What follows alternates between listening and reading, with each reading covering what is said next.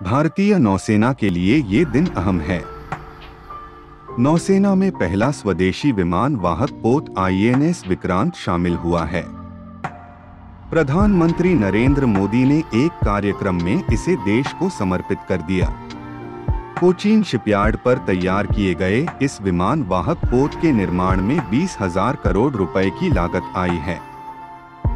इस पोत के आधिकारिक तौर पर शामिल होने से नौसेना की ताकत दोगुनी हो जाएगी। प्रधानमंत्री मोदी ने कहा, पिछले समय में इंडो पैसिफिक रीजन और इंडियन ओशन में सुरक्षा चिंताओं को लंबे समय तक नजरअंदाज किया जाता रहा, लेकिन आज ये क्षेत्र हमारे लिए देश की बड़ी रक्षा प्राथमिकता है। इसलिए हम नौसेना के लिए बजट बढ़ाने से लेकर उसकी क्षमता बढ़ाने तक हर दिशा में काम कर रहे हैं। पीएम मोदी ने कहा, बूंद बूंद जल से जैसे विराट समंदर बन जाता है, वैसे ही भारत का एक एक नागरिक वोकल फॉर लोकल के मंत्र को जीना प्रारंभ कर देगा तो देश को आत्मनिर्भर बनने में अधिक समय नहीं लगेगा। INS विक्रांत के नौसेना में शामिल होने के मौके पर प्रधानमंत्री ने कहा, इंडियन नेवी ने अपनी सभी शाखाओं को महिलाओं के लिए खोलने का फैसला किया है। जो पाबंदियां थीं वो अब हट रही हैं। जैसे समर्थ लहरों के लिए कोई दायरे नहीं होते, वैसे ही भारत की बेटियों के लिए भी अब कोई दायरे या बंधन नहीं होंगे। प्रधानमंत्री ने कहा, इतिहास गवाह है कि कैसे ब्रिटिश संसद में कानून बनाकर भारतीय जहाजों और व्यापारियों पर कड़े प्रतिबंध लगा दिए गए।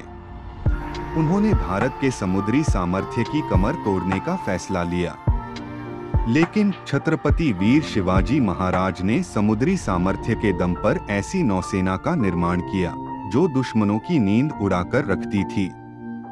जब अंग्रेज भारत आए तो वो भारतीय जहाजों और उनके जरिए होने वाले व्यापार की ताकत से घबराए रहते थे।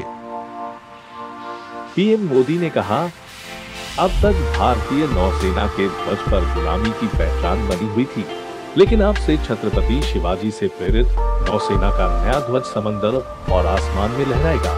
2 सितंबर 2022 की ऐतिहासिक तारीख को इतिहास बदलने वाला एक और काम हुआ है। भारत ने गुलामी के एक निशान, गुलामी के एक बोझ को अपने सीने से उतार दिया है। आज से भारतीय नौसेना को एक नया ध्वज मिला है।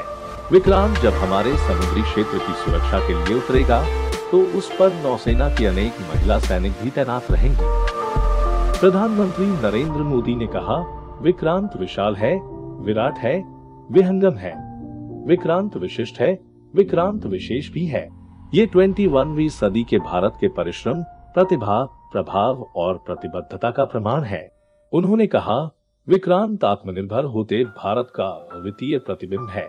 आज भारत विश्व के उन देशों में शामिल हो गया है जो स्वदेशी तकनीक से इतने विशाल एयरक्राफ्ट कैरियर का निर्माण करता है। उन्होंने कहा, आज INS विक्रांत ने देश को एक नए विश्वास से भर दिया है, देश में एक नया भरोसा पैदा कर दिया है।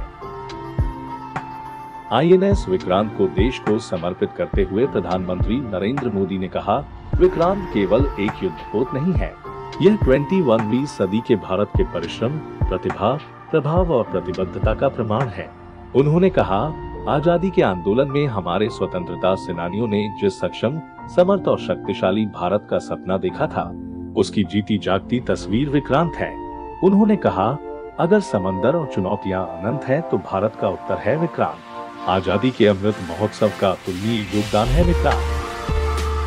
INS विक्रांत के नौसेना में शामिल होने के मौके पर रक्षा मंत्री राजनाथ सिंह ने कहा, भारतीय नौसेना हमेशा राष्ट्रीय और अंतर्राष्ट्रीय स्तर के संकटों में पहली प्रतिक्रिया देने के लिए तैयार है। INS विक्रांत के नौसेना में शामिल होने से इसकी क्षमता और मजबूत होगी। भारतीय नौसेना के वर्तमान ध्वज के उत्तरी बाएं कोने में तिरंगे के साथ सेंट जॉर्ज क्रॉस है। भारतीय नौसेना ब्रिटिश काल में ही अस्तित्व में आ गई थी। 2 अक्टूबर 1934 को नौसेना सेवा का नाम बदलकर रॉयल इंडियन नेवी किया गया था। 26 जनवरी 1950 को भारत के गणतंत्र बनने के साथ रॉयल को हटा दिया गया और इसे भारतीय नौसेना का नाम दिया गया। हालांकि ब्रिटेन के औपनिवेशिक झंडे को नहीं हटाया गया। अब पीएम मोदी ने भारतीय नौसेना के नए झंडे का अनावरण किया है।